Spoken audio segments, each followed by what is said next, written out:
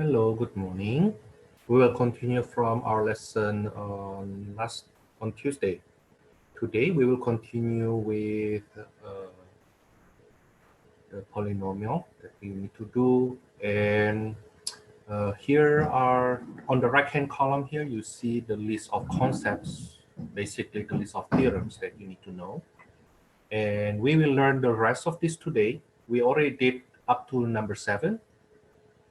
And we'll do the rest of that today, except the last one. I may leave this one out. It's not really important. And we can learn that along the way when we practice on Tuesday next week. Okay, but we will actually learn this from number 8 to number 13 today. And again, on Tuesday, we'll put things together. Okay, now what happened is this then. At this point, we have learned the first 7 situations, 7 concepts. And yes, I understand we learn this basically by topics. We will also do the same for the rest.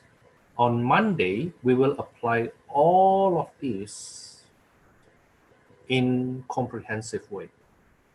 Like instead of doing factor theorem for one problem and intermediate value theorem for another problem, we'll do all of them to find the zeros of a polynomial. But for now, we collect the ideas per topic first. Now, last time on Tuesday, we finish up with the remainder theorem that says that if a polynomial is divided by x minus c, then the remainder r is equal to pc, the value of the polynomial when x goes to c. Now, for example,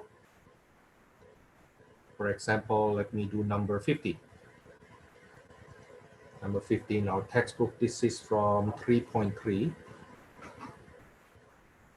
It says that let fx equals to 10x cubed minus 22x minus 3x plus 4. And we want, and k equals to 1/5. We want to know what happens if you divide this by x minus k.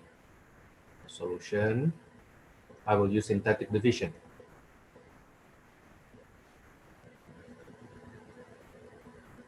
And for x cubed, 0 for x, oh, I'm sorry, that's 22x squared, my bad. It's 22x squared here. So 10 and then negative 22, negative 3, 4, divided by x minus 1/5. So this is 10 to negative 20, negative 4, negative 7, negative 7/5. When I add that, so that will be 13 over 5. So the function fx is equal to x minus 1/5 times 10x squared, 1 degree less, 1 degree less, 1 degree less, minus 20x minus 7 plus 13 over 5. Okay, now in the past, on Tuesday, we write that in quotient form, in which fx divided by x minus 1/5 equals to 10x squared minus 20x minus 7 plus 13 over 5 over x minus 1/5. That's how we wrote it at that time. Now imagine if you multiply by x minus 5 for each term, then it becomes fx, you multiply this by x minus 1/5, and the denominator x minus 1/5 disappear there. Okay, now here we see that the remainder is 13 over 5. Now, let's do an experiment. What happens if I put 1/5 into the function. Okay, so I get 10 times 1/5 cubed minus 22 1/5 squared minus 3 times 1/5 plus 4. Then this will be 10 over 125, that's 2 over 25, minus 22 over 25, minus 3 over 5 plus 4. This is negative 20 over 25 minus multiplied by 15 over 25 plus 100 over 25. When I add them together, I will get 65 over 25, which is 13 over 5. Now you see what we get here, is the same to what we get there for the remainder.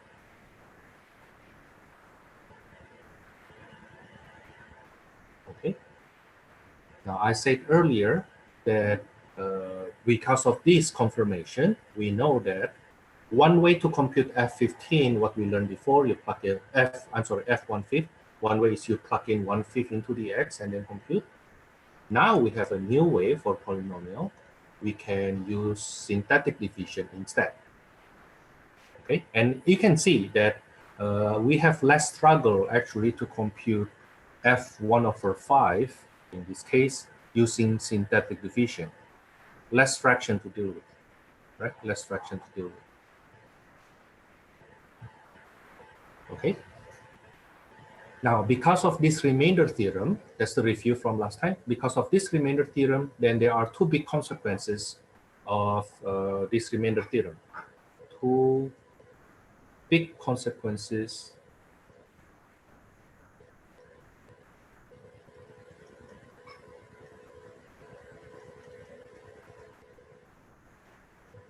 of remainder theorem.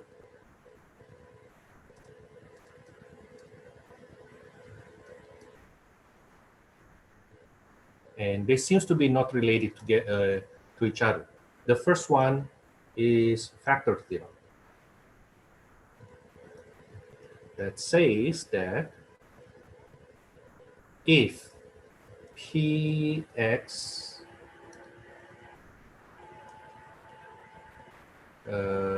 divided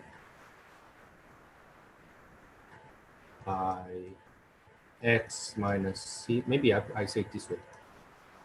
If I say it another way, okay, I think another way is actually more efficient. Let px be a polynomial.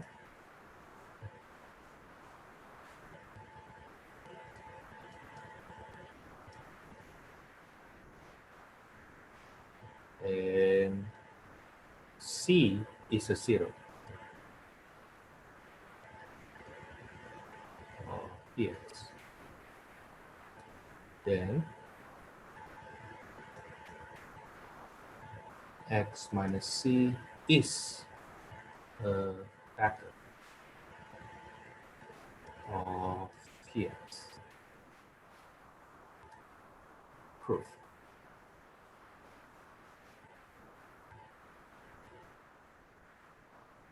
Now we have seen the following.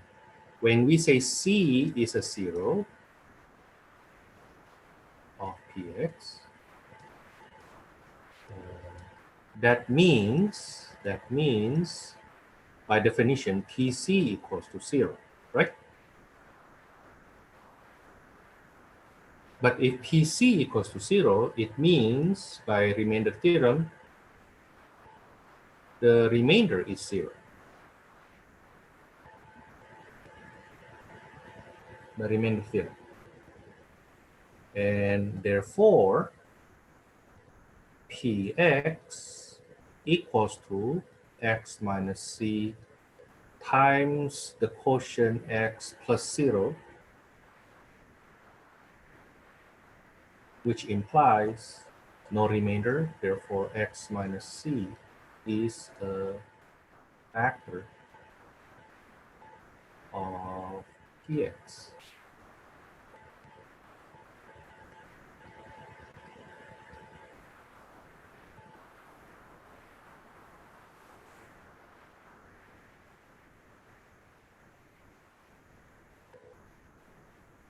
Let's say, for example, I do a small example here.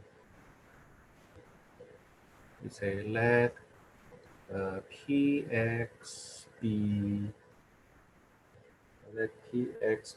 x cubed plus 2x squared minus 2x minus 4, and radical 2 is 0 of px.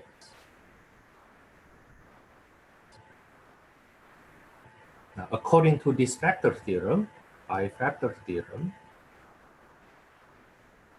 then x minus radical 2 is a factor of px.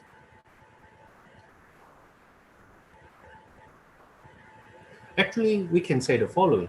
If x minus radical 2 is a factor of px, then we must be able to find the other factor, right? Let's find that thing. Let's find it. Okay, I will use synthetic division. Okay. Coefficient 1, 2, negative 2, negative 4. And then I plug radical 2 here. 1 times radical is this. This is 2 plus radical 2.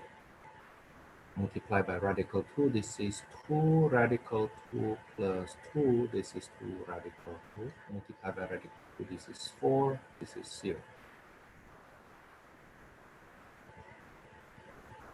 So, notice that the remainder is 0, right? It means px is now can be written as x minus radical 2 times x squared plus 2 plus radical 2x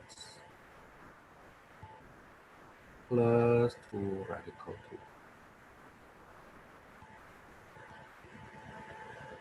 Now, what we wrote before, usually like this, or we wrote it like this, x cubed plus 2x squared minus 2x minus 4 divided by x minus radical 2 is equal to the quotient x squared plus 2 plus radical 2x plus 2 radical 2.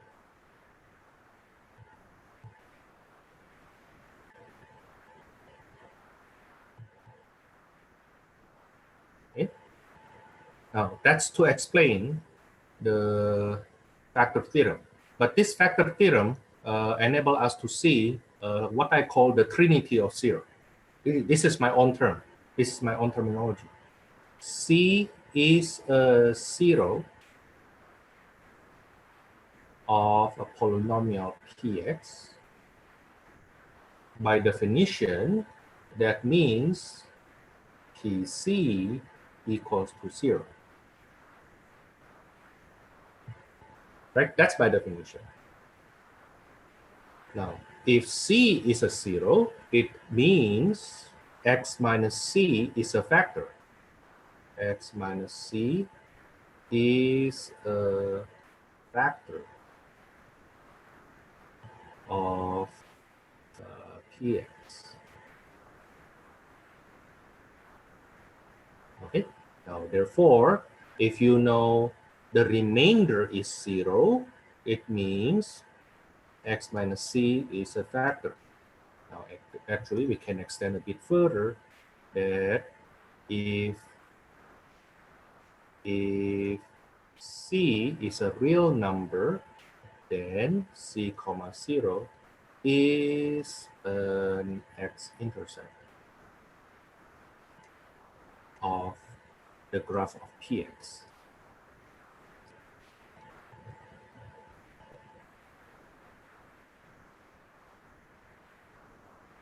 Now, the thing is this though, The thing is this, important one, important.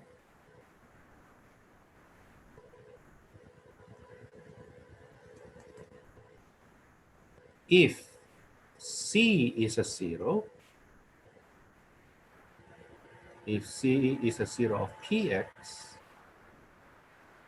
then by factor theorem, x minus C is a factor of Px, is it right? Now, we can now divide Px by x minus C, because x minus C is a factor, to get the quotient Qx, which must be also a factor.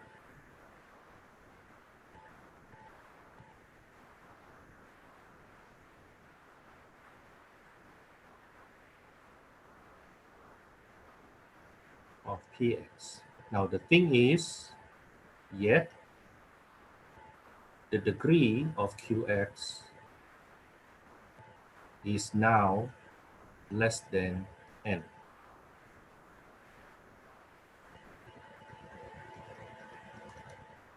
In other words, we will do the following thing.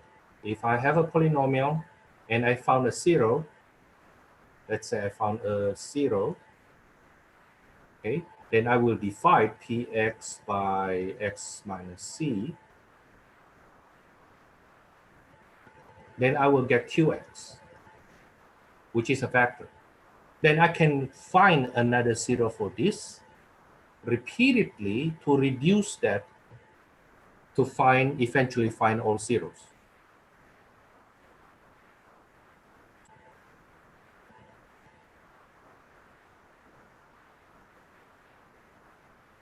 Let me give you an example.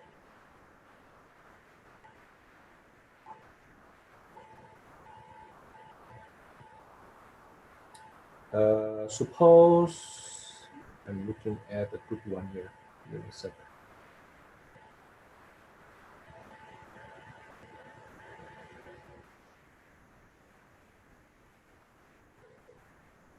I'm trying to find a good question. Maybe this one. I get this from number 60 in 3.3. Number 60, x cubed minus 28x minus 48 equals to 0. The question is factor this. Solve by factoring. Solve by factoring. Thomas, we don't know how to factor this. This is trinomial, but degree of 3.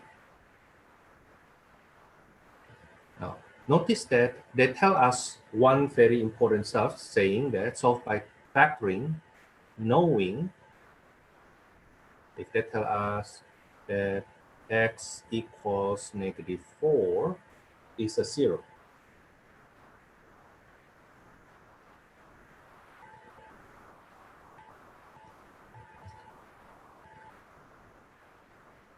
Or is a solution. Okay, then what I will do is the following.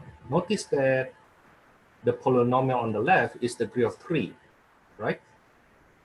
It's the degree of 3. 1, 0, -28, -48. Now, because it is the degree of 3, then knowing 1, 0, telling me that I have this x cubed minus 28x minus 48 can be written as x plus 4 times something. Right? Now, what is this thing? What is this thing? We will get this thing from here later on, knowing that the remainder has to be 0. Okay? Now, let me do it.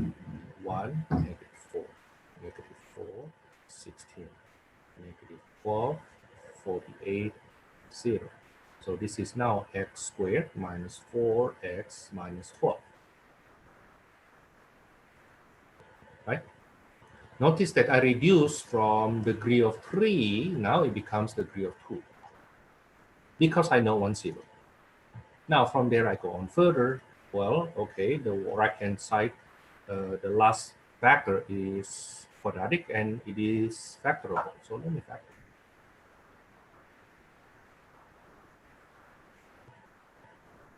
Okay, so basically that equation can be written as x plus 4, x minus 6, x plus 2 equals to 0. Therefore, x equals to negative 4, x equals to 6, x equals to negative 2.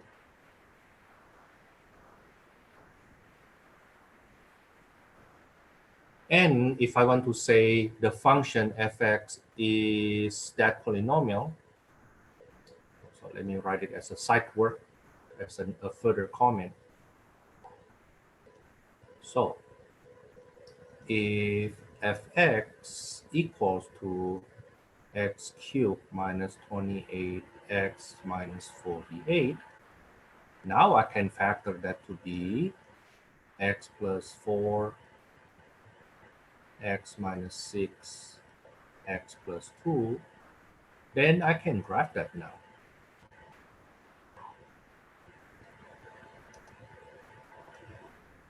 I can graph that now with x-intercepts are negative 4 with multiplicity of 1, negative 2 with multiplicity of 1, and 6 with multiplicity of 1. And the y-axis, the y-intercept is 0, negative 48. Because each of them multiplicity of 1, then it will cross the x-axis linearly. Approximately, that's what the graph looks like.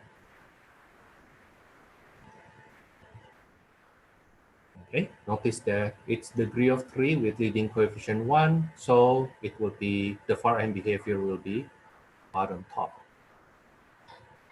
Okay, because it's degree of 3, then it has 2 turning points.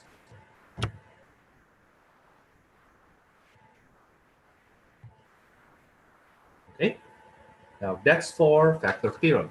Next one, intermediate value theorem.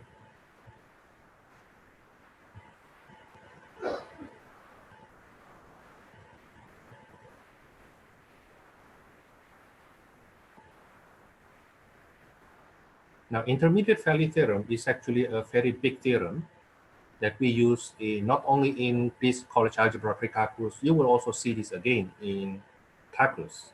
It becomes the foundation of a lot of theorems in future. But this intermediate value theorem actually says the following. Okay, this is the real version of intermediate value theorem, and later on I will use my version. Okay, the version says this: if let a function px be a continuous function, or continues, it continues on interval AB.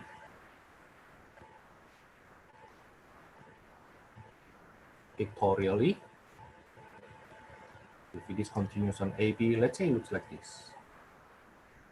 Okay, this is at A, and this is at B.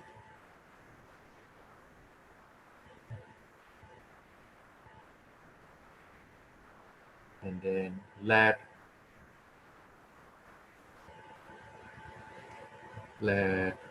D be any number between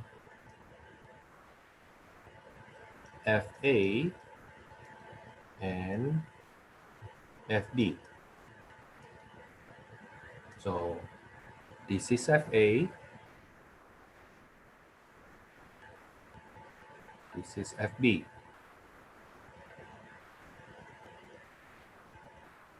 Now, D is any number in between. Let's say I choose this one here. Okay, let's say this is D. Now, then it says the following. Then there is a C,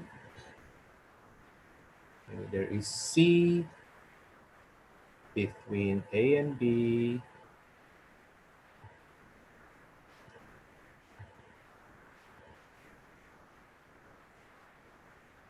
such that FC equals to D. So let's say again, let's tell the story again. Let's say this function be continuous on this interval AB. Okay, now FA is, let's say FA is here, FB is here. Choose any number between this FA and FB. Let's say this D here. Now what this theorem says is this. Any number you choose here must have an X between A and B that sends you there. There must be this thing. There must be a C between A and B such that FC equals to that chosen D. You can choose any D between, you can choose any D in this interval. Then any choice you make, I can find you a C that goes there. Let's say this is your D instead, then I can find you a C in interval AB that goes into the choice of D that you make earlier. Okay, now that's the real intermediate value theorem, the real thing, what intermediate value theorem actually says. Now, I will modify this for our purpose here.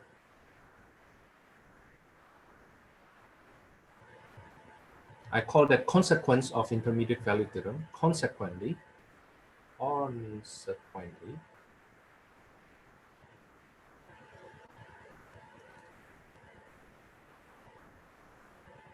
because polynomial is continuous, right? Okay, so let PA and PB of a polynomial Px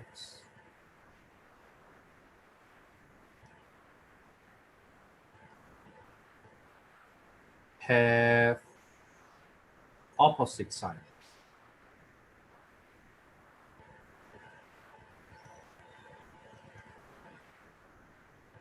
In other words, they are located one above and one below x-axis.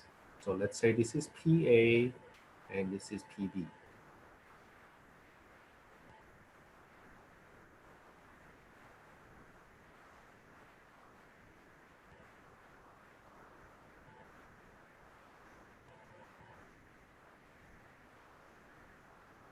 Now remember, I can choose any y between P and PB, right?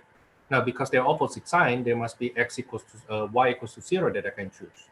Now, when I choose y equals to 0, there must be a C between that A and B that cross the x-axis. Okay. So the consequence of this intermediate value theorem is if PA and PB has opposite signs, then there must be a 0. There must be a 0 between x equals to A and x equals to B.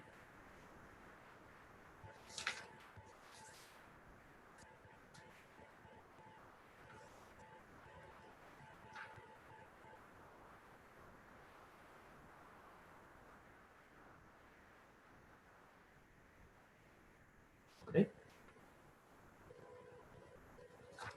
Now let's say, for example,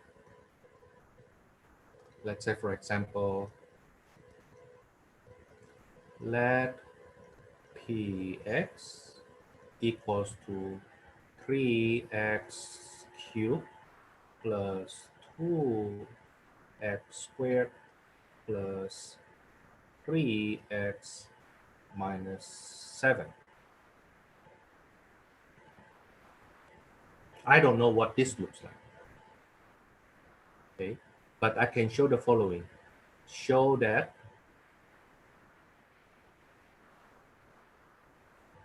there is a zero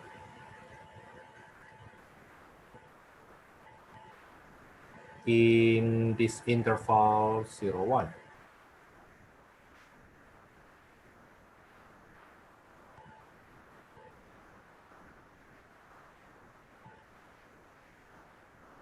It just shows that there's a zero. It doesn't tell us what is the zero.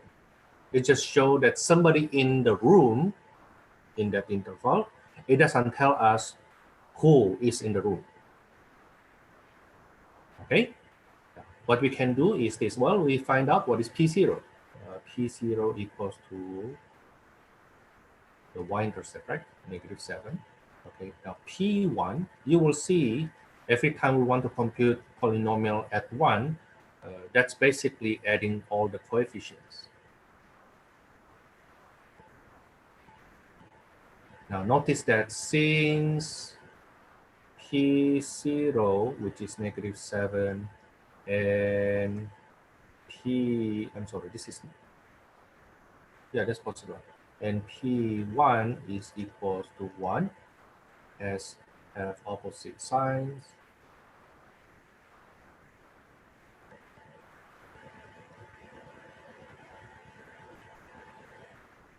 Then there must be a zero.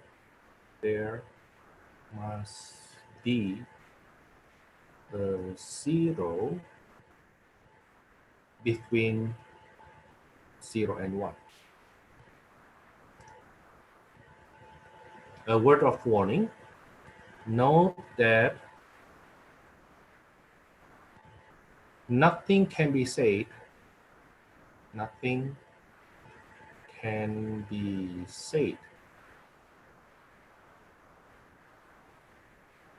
if PA and PB have the same sign.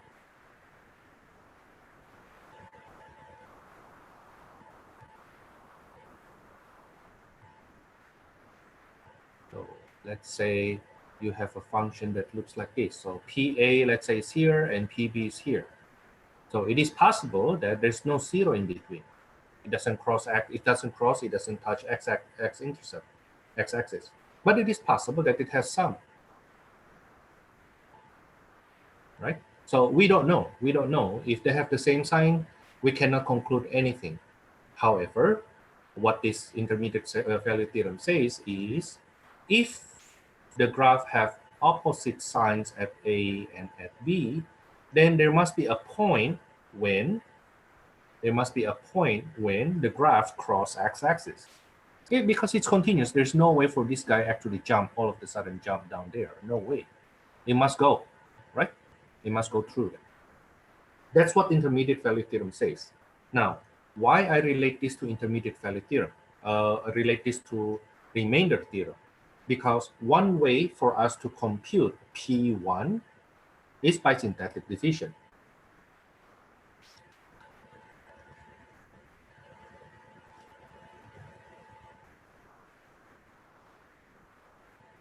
Okay, one way to compute P1, for example, is by synthetic division.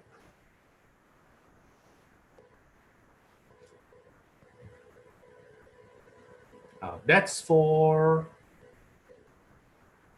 the second part. Factor theorem, intermediate value theorem. Next, Descartes' rule of sign.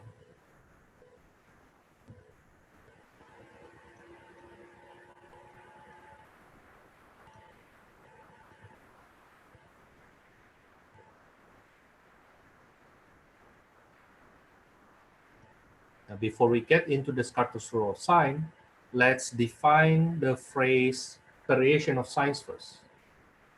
The number of variations of signs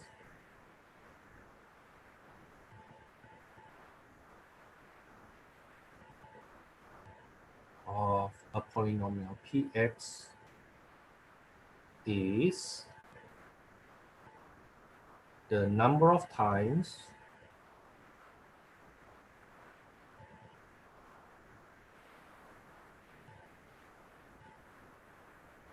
the signs of the coefficients of px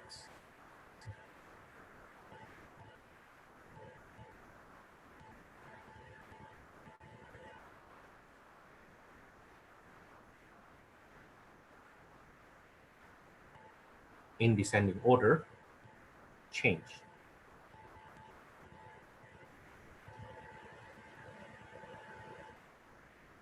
Again, the px here has to be in descending order.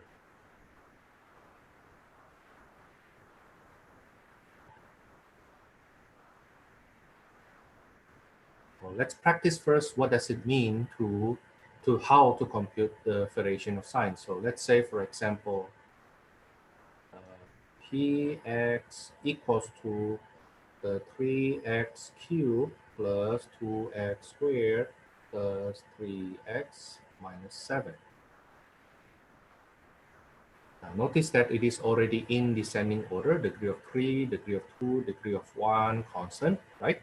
Okay, it's already in descending order. Now, the variation of signs, the number of variation of signs refers to how many times the coefficient change sign. Positive becomes positive, no change. Positive becomes positive, no change. Positive becomes negative, one time change. It means px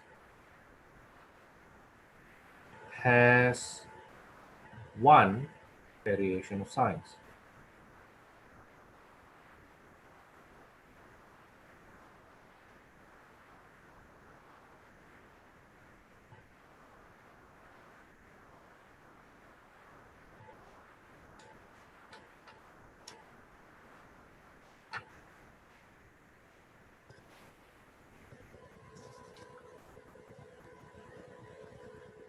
Another example, just to strengthen what we learned, let's say px equals to 3x cubed minus 5x squared plus 6x minus 4.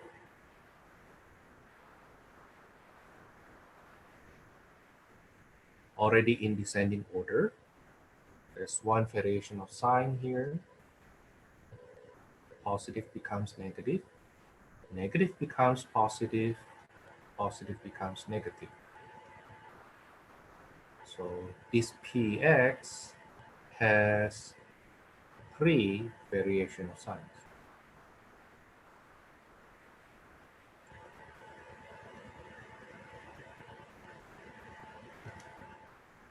Oh, Thomas, what happens if the coefficient is 0? Then you don't count it. Yeah, because 0 is actually not has no sign, right? If you think about it, okay. If you think about it. So I'm, in other words, suppose I have this 3x cubed plus 6x minus 4. You see that I'm missing that x squared. Then you don't count it that way. You just see, okay, there's no change of sign here. There's one change of sign here. So this polynomial has one variation of sign. Okay, that's how we say it. Now, Descartes' rule of signs says the following. Descartes' rule of signs says the following. It consists of two parts, but I will explain the first part in more detail. You will see the second part is follows the same line of thought. It says the following. The number of positive zeros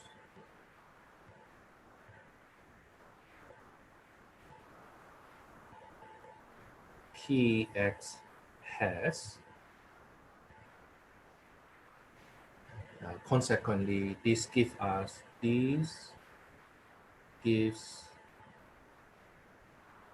number of x-intercept on the right hand side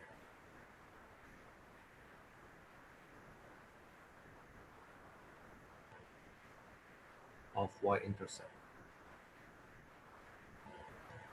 y-axis and the number of positive zeros px has is equal to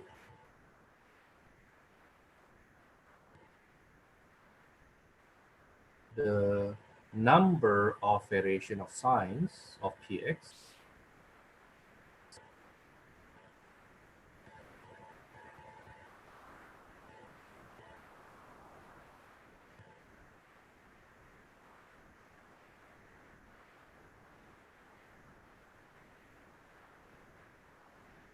or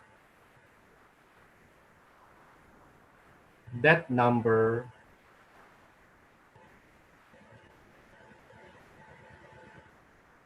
subtracted by an even number.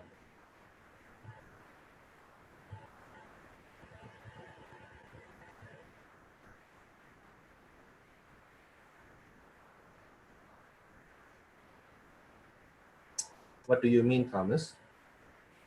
It means the following. If I use the example I have up here, notice that this px has 3 variation of signs, right? It has 3 variation of signs. So that px has 3 positive zeros or only 1 positive zero, subtract by 2.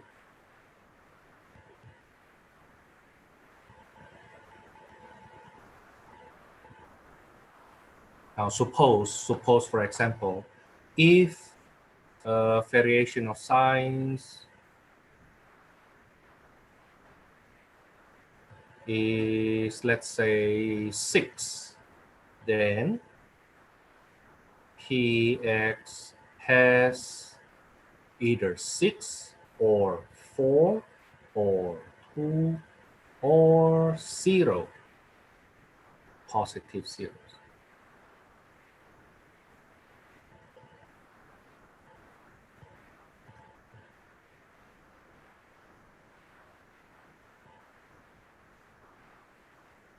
Let's do another example. Something that is obvious for you. Let fx equals to x squared minus 4x minus 12. Something we did earlier. Now we know that this factor into x minus 6, x plus 2, right? So x equals to 6, x equals to negative 2. Now, if you take a look on how the sign changes, it changed one time and no time here, so only one variation of sign. Notice that one variation of signs means it has one positive zero.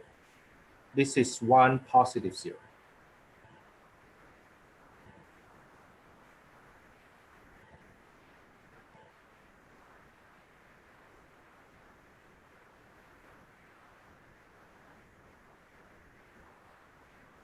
Okay, so we start from that number of variation of signs. Let's say there are 5.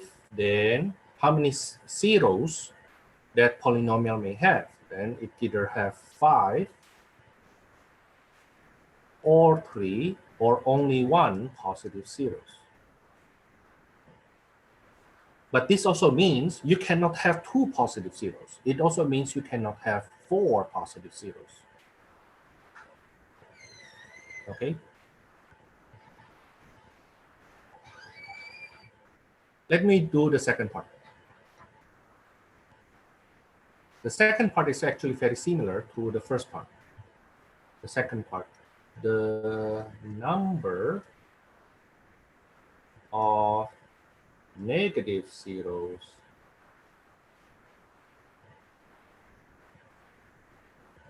px has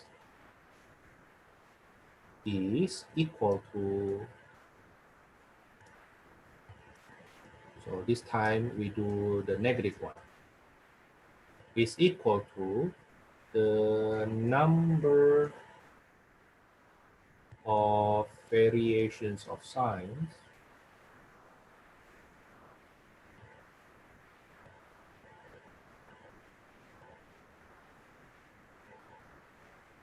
of p negative x.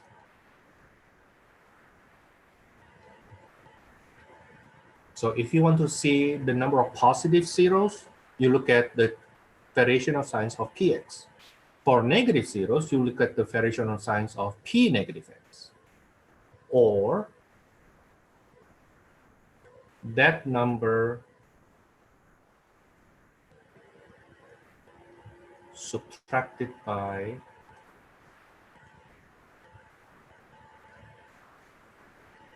an even number.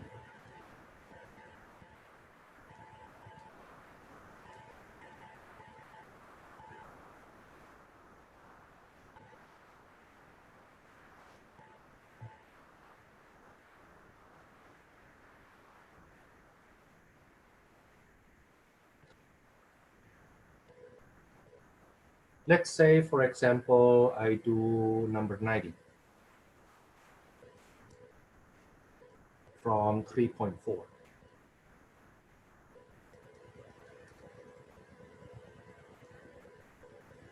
Number 90 from 3.4, hx is equal to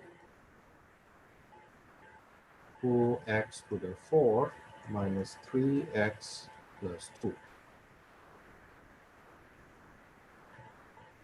Find a number of zeros hx has.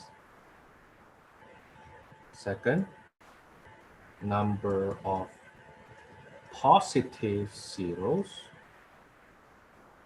hx may have.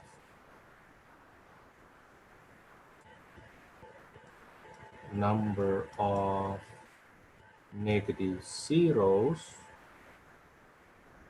hx may have.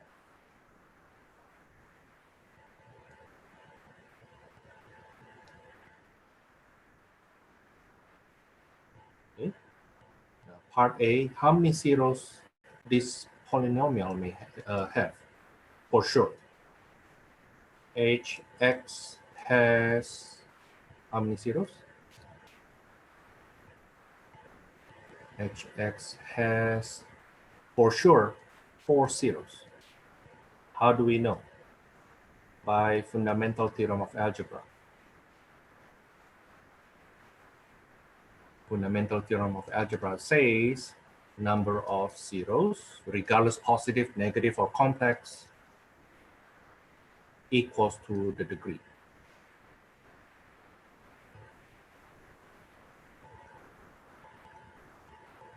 Okay, part B. Hx has how many variation of signs? 1, 2. Hx has 2 variation of signs.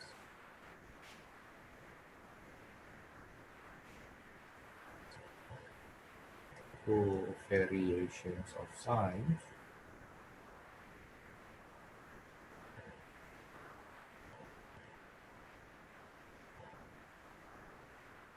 So, by Descartes' rule of sign, hx has 2 or no positive zeros. Either it has 2 positive zeros or no positive zeros, but it cannot have only 1 positive zero. But Thomas, hold on.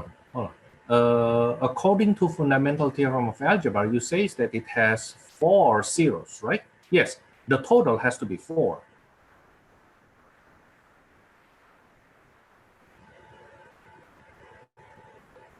Now, of these 4, 2 of them positive or none of them positive. Well, Thomas, if 2 of them positive, where are the rest? Well, maybe negative. Okay, let's take a look. H negative x equals to 2 times negative x to the 4 minus 3 times negative x plus 2. You will see if you replace x by negative x in a polynomial, you will see the phenomena that if the degree, if the exponent is even, it doesn't change the sign. If the exponent is odd, it will change the sign. You see degree of 4, positive 2, degree of 4 stays positive 2. Degree of 1, negative 3, when you replace x by negative x, then it becomes positive 3. Constant degree of 0 doesn't change the sign. So if the exponent is even, you don't change the sign. If the exponent is odd, you change the sign. That's how you can do it faster. But then, if you take a look how many variation of signs it has, nothing, right? Okay. H negative x has no variation of sign.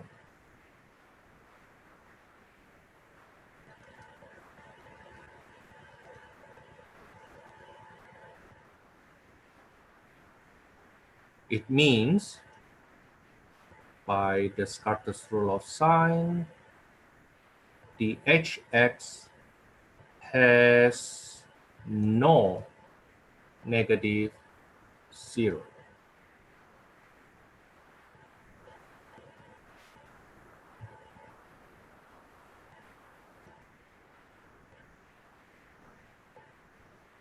Okay, so the total of 4 here, the number of positive 0 either 2 or 0.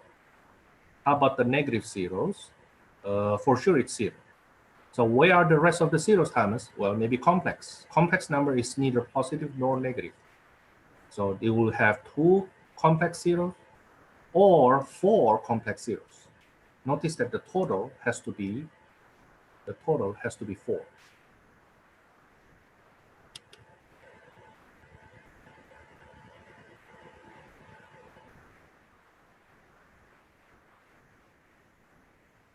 Let's do this polynomial, number 78. I use this number 78 just as an example for this Descartes rule of sign. They use hx again. Hx equals to x to the 4th plus 6x cubed plus 10x squared plus 6x plus 9. Okay, how many zeros? Hx supposed to have, is supposed to have 4 zeros. Now, how many of them positive?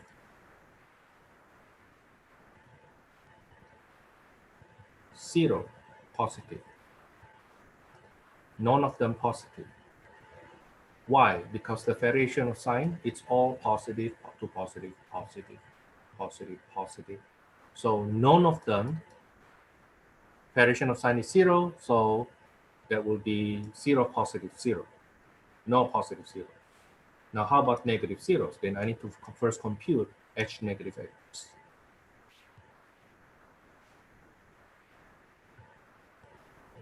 H negative x is equal to even exponent, keep the sign, odd exponent, change the sign.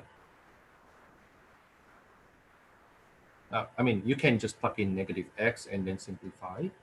Then you will see that it has 1, 2, 3, 4 variations.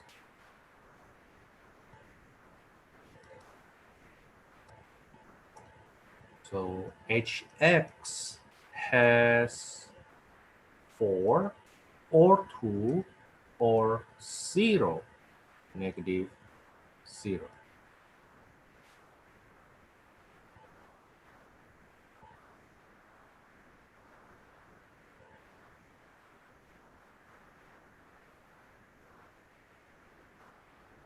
Okay, so we know that it should have total of 4, none of them positive, but the negative may be 4, maybe 2, maybe 0. So how many complex? Either 0, 2, or 4 complex.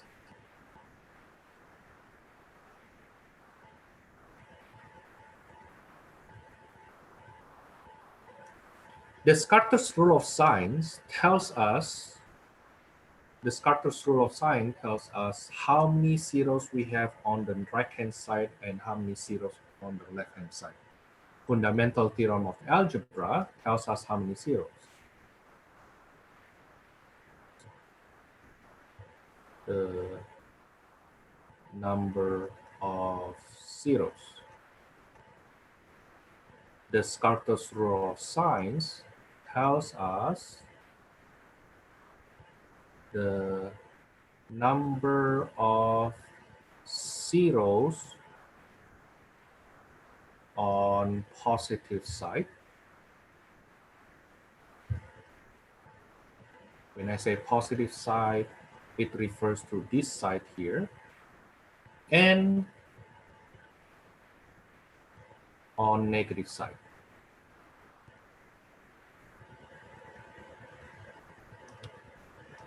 How many zeros on the negative side?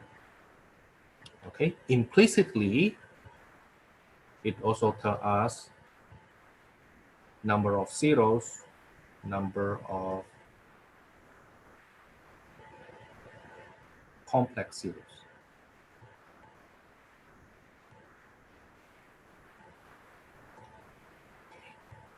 Descartes' rule of sign does not tell us who or what are the zeros.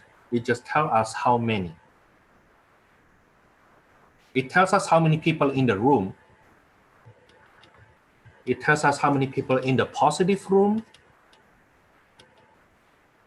how many people on the positive room, and how many people on the negative room, without telling us who are those people. Okay, now you will see on Tuesday, it helps us to know how far we need to chase the zeros in each room. Because our main purpose for this polynomial is to find the x-intercepts with its multiplicity. To find x-intercepts, we need to know the zeros, right? Now, when we want to know the zeros later on, we will use, we will find the zeros, okay? And for us to find the zeros by guessing, we need to know how many positive and how many negative. Okay, so in other words, going back to this question, to this hx here, right? You know that there's no positive zero. So if you need to guess, you don't guess positive 1, you don't guess positive 3. It won't happen. Why? We know there's no positive zeros. So if you do trial and error, why do you even try it? Why do you even try positive ones? Okay? You should try -1 maybe, -3, -2, -4. Definitely not positive, because we know there's no positive zeros. Okay. Now the last one, I think at least for today. How many more I need to go? I know the next one is the most important one. Descartes' rule of sign. Now, rational zero theorem is actually the most important one.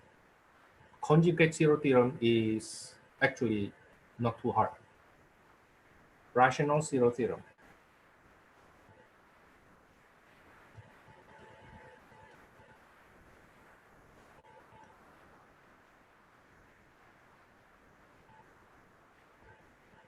Let Px be a polynomial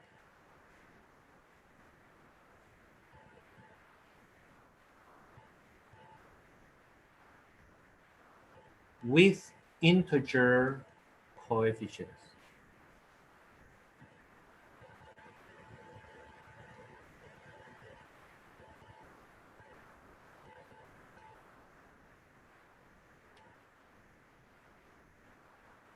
Now, if C is a rational zero of Px,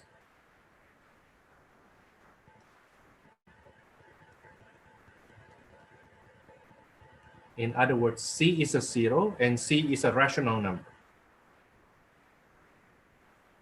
then C is equal to plus minus a factor of constant term divided by a factor of leading coefficients.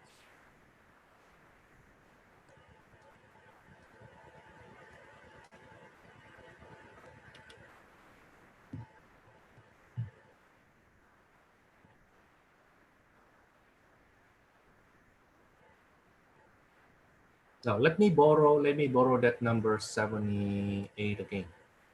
Let me borrow this number 78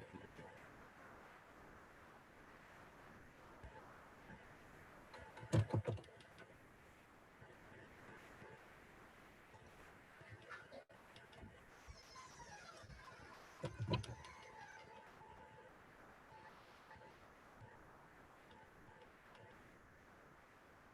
Find the possible rational zeros of hx.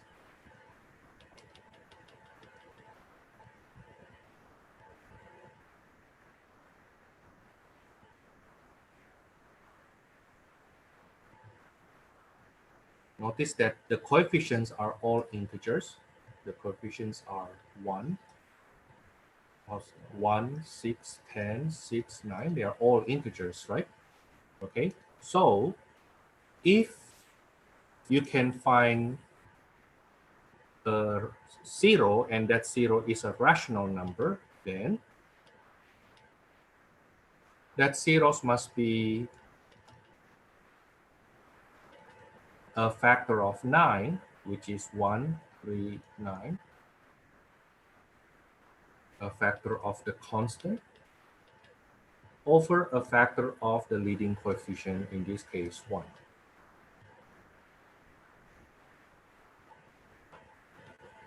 Okay, therefore, the zeros of this polynomial, if it is a rational number, it must be either plus minus 1, plus minus 3, plus minus 9.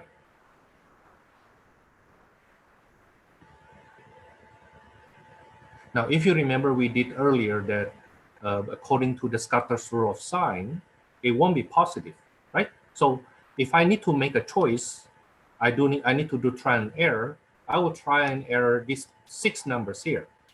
But by the Scatter's rule of sign, I can eliminate positive 1, positive 3, positive 9. So I will end up trying only negative 1, negative 3, negative 9.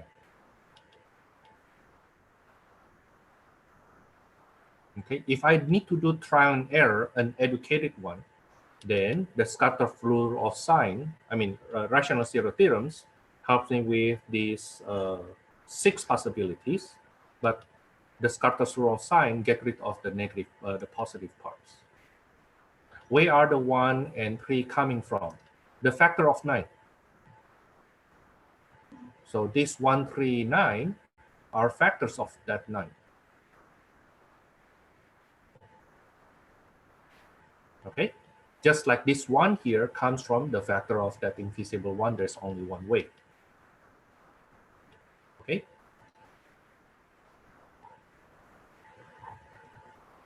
Let's do one more.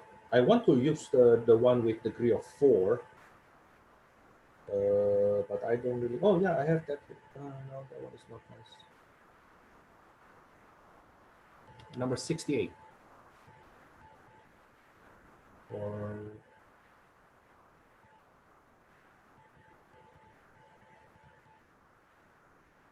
maybe number 32.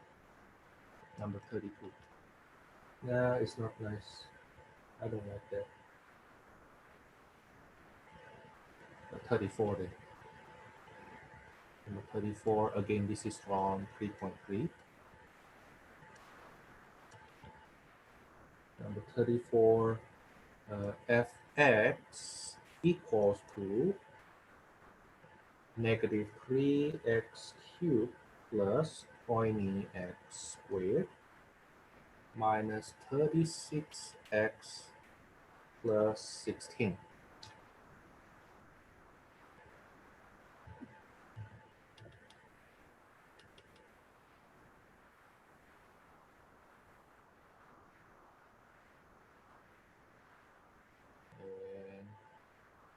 what are the possible rational zeros?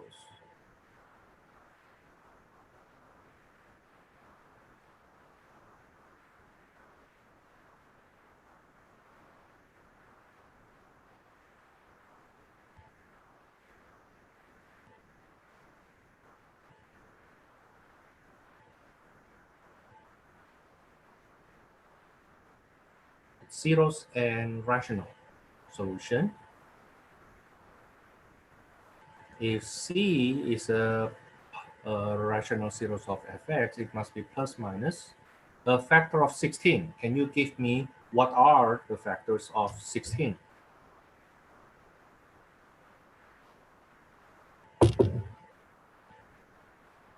4 is one of them, but that's not all. You need to give me all factors of 16.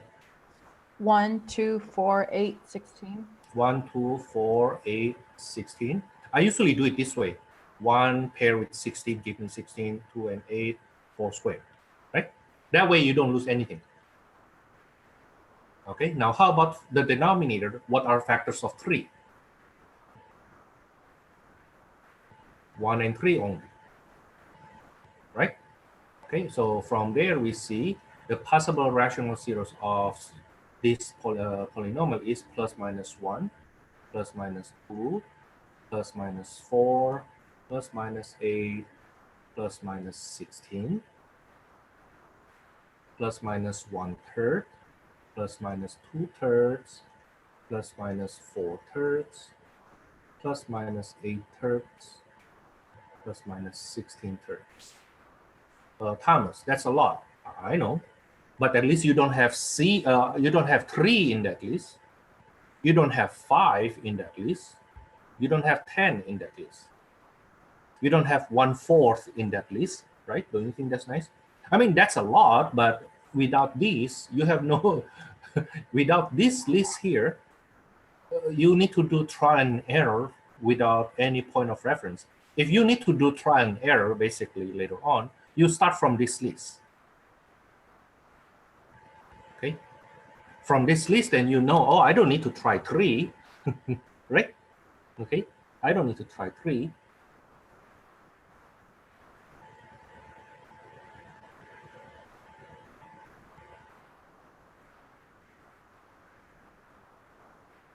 Okay. Let me do, I have only 20 minutes left. No, not 20, that's not 20 minutes. Yeah, that's approximately 20 minutes left. Let me go on with the last one first, conjugate zero theorem. Conjugate zero theorem is actually quite easy.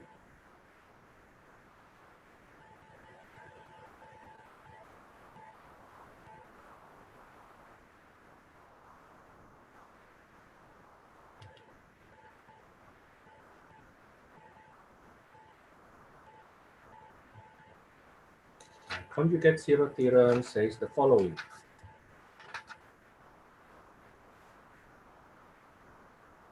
Let Px be a polynomial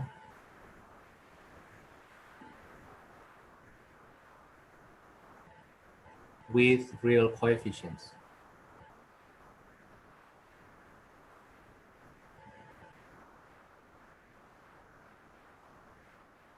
Basically, the coefficient a sub I are all real numbers. Okay, now then,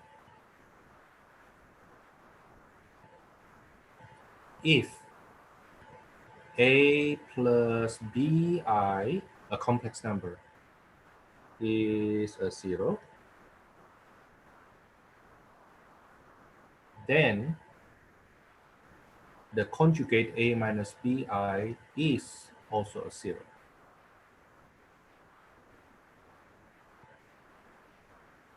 So you know complex number like 3 minus 4i, right?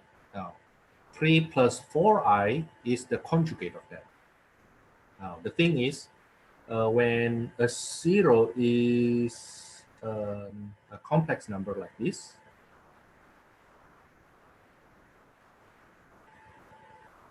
then the conjugate must also be a 0. In fact, I want to say more. Our textbook didn't say it in the correct way. That's too small. As if this a plus bi has to be a complex number, but actually no, it doesn't have to. It doesn't have to. Even if, let me extend it. If a plus square root of b is 0, then a minus b, which is the conjugate, is also a 0.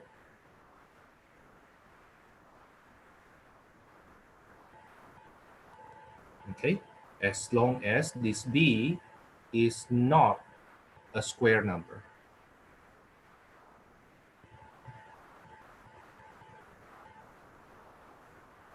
If b is not a square number, let's say 2 minus radical 3, right? That's the 3 is not a square number. Then the conjugate pair must also be a 0.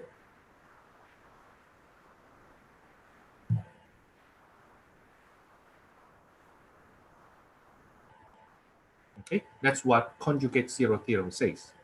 Now, you have this behavior already when you did when we did the quadratic function. When we did quadratic function, notice that if you need to use formula, for example, you cannot factor it, then the zeros or the solution must be a pair of conjugate numbers, like the numbers are conjugate to each other. Let's say, for example, just a little example to show you what I meant. For example, when I need to find the x-intercept of this, x squared plus 6x minus 1. That's not factorable, right? And when I need to find the x-intercepts, that's basically finding the zeros first. I will get 1 equals to x squared plus 6x. I use completing the square root. 1 plus 9 equals to x squared plus 6x plus 9. So 10 equals to x plus 3 being squared. Then I apply the square root property. Don't forget the plus minus sign.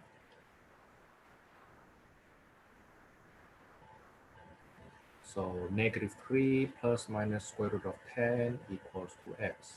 So you see that x1 is negative 3 plus square root of 10. x2 is the conjugate. You see that? Okay. So if you have any zeros that has conjugates, then the conjugate must also be a 0.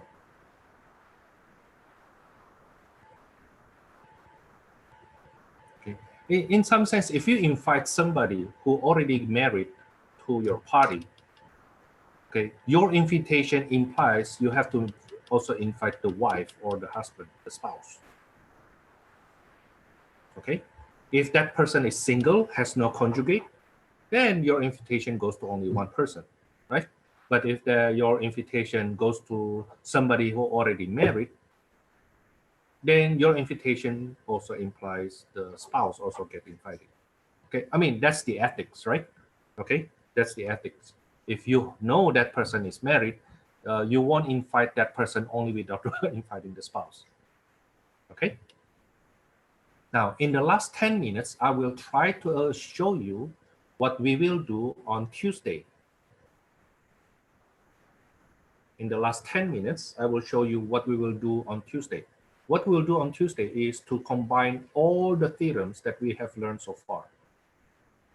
Okay, we learn applies all the theorems we will learn so far. Now, there is no theorem, there's no single theorem that we learn here will give you all the zeros at once. No. All these theorems are just tools to help you narrow down the zeros. So knowing very well only one theorem does not help. Knowing very well two of them does not help. You need to know very well all of them, then you have good chance. Okay, let me tell you that I know all of this very, very well, but I still can find polynomials in which I cannot find the zeros. I have that situation. But of course, the one you learn in this class are the ones that we can solve using all these theorems. Okay, now let's do, for example, that number 78.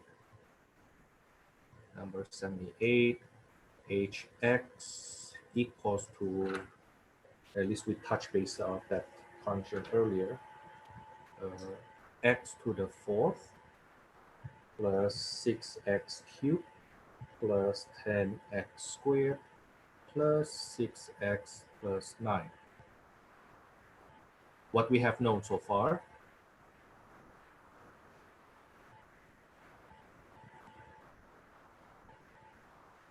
first, it has 4 zeros. Okay, none of them positive, right? We computed this earlier. 4 or 2 or none of them negative.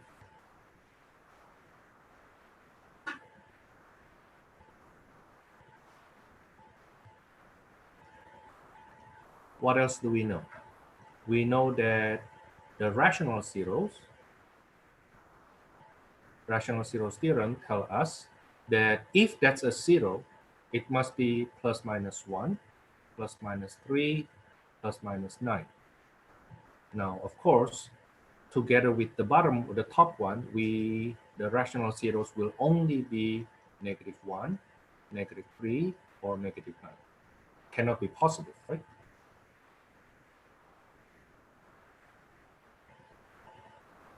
So notice that I actually used 4 theorems already here. What are those 4 theorems?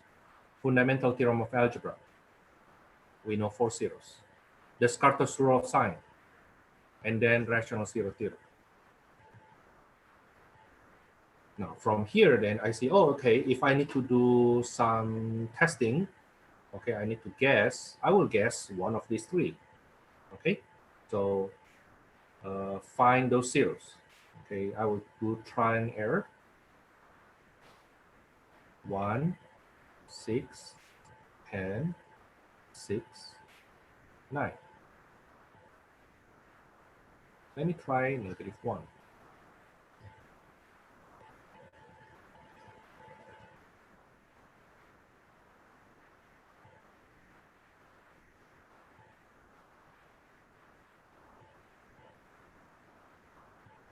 Now, -1 is not a zero. By remainder theorem, -1 is not a zero. Why not, Thomas? Because the remainder is not zero.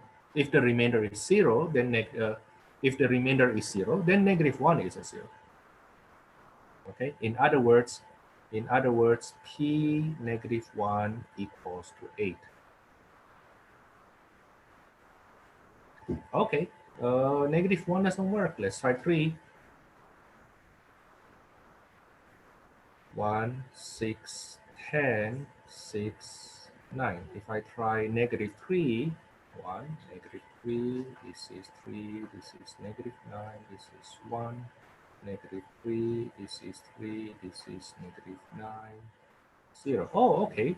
So -3 is a 0, right? So let's say that's my scratch paper. I do my real work here that you need to present me on paper.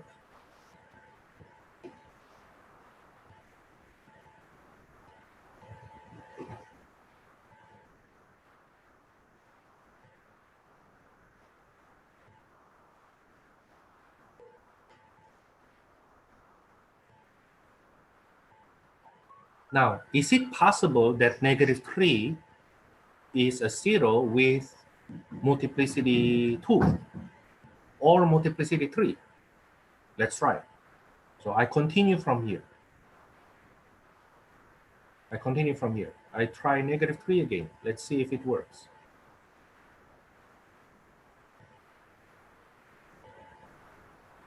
Hey, it works.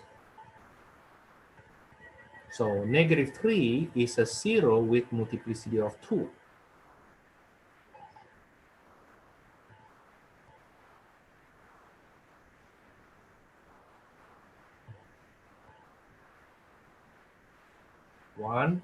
Negative 3 is a 0 with multiplicity of 2 for now.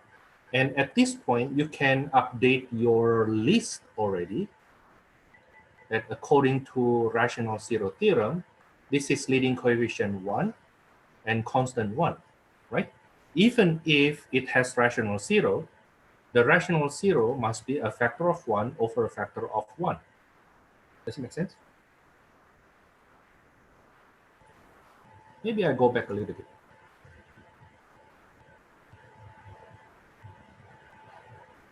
At this point, if I need to guess the further 0 from here, it won't be negative 9.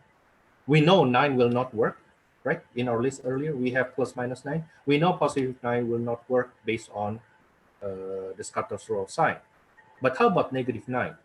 Well, according to what we see here, the constant is 3. So the factor only 1 and 3, okay, divided by a factor of 1.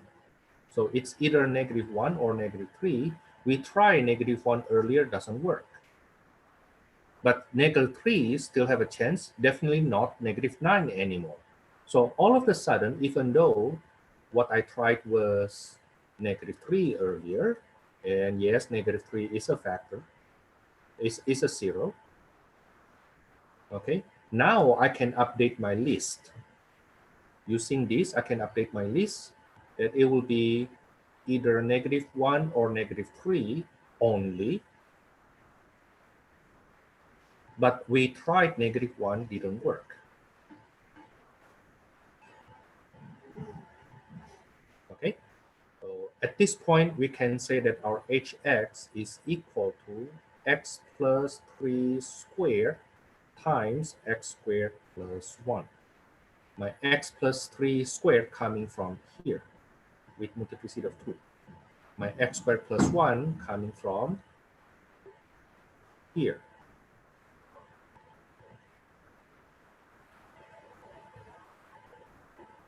Now, I need to find more zeros though. I need to have a total of 4 zeros. We know none of them positive. The negative 1 may be 4, maybe 2, maybe nothing. Okay, so let me go on from here. X squared plus 1 equals to 0. So x squared equals to negative 1. Notice that x is imaginary number. Plus minus square root of negative 1. That's plus minus I. So the zeros are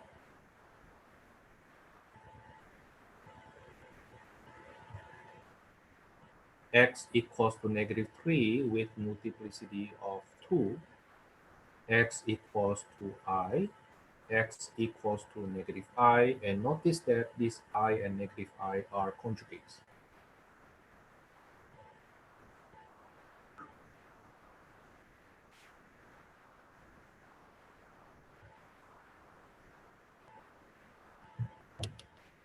Okay, so notice that it satisfies what we learned before, that what we know that it has 4 zeros. It has 4 zeros, and in this case, none of them positive, 2 of them negative. How do you get that 2 negative times? X equals negative 3 is a 0 with multiplicity of 2. So you count it twice. Okay, and then 2 of them complex.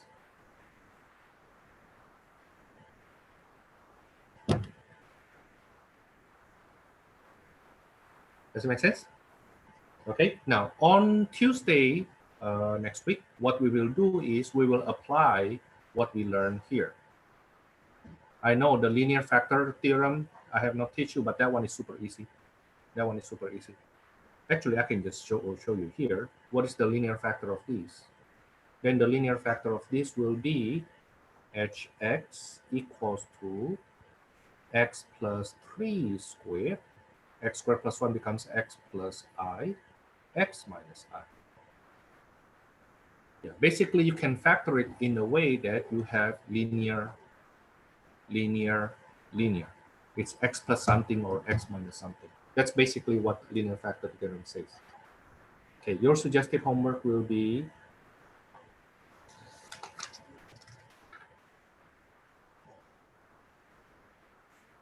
suggested homework from 3.4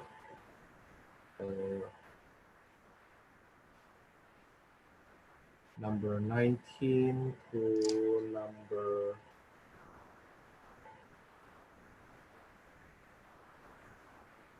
35.